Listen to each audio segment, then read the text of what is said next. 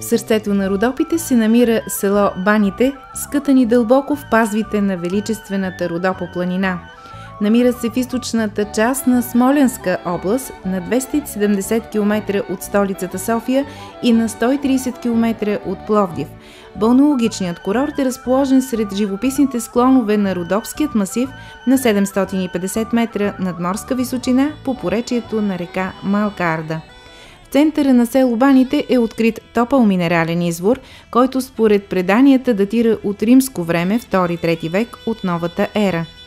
Температурата й при извиране е 43 градуса Целзий и 9-17 литра в секунда. Римската баня в центъра на село Баните и нейното съществуване през епохата на римското владичество е доказано от римският градеж на каптажа в банята.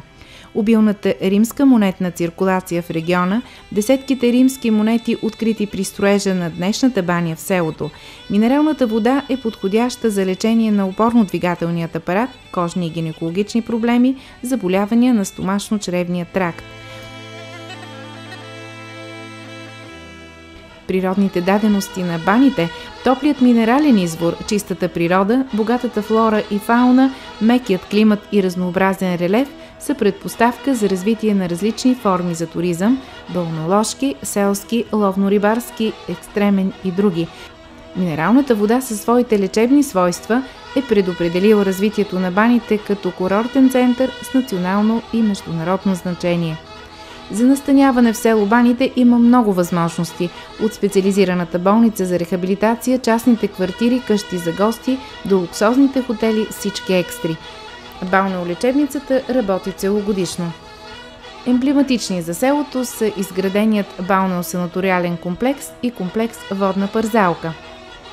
В района има изградени туристически маршрути за пешеходен и велотуризъм. Добри условия има и за екстремни спортове, лов и риболов.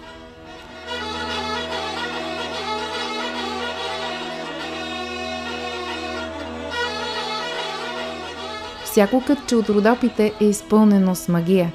Не един автор е бил вдъхновяван от красотите на тази част от България. Всичко, което описахме до тук, се пази в тази величествена и спираща дъха ни планина Родопите. Всеки докоснал се до нея и я пази в сърцето си завинаги.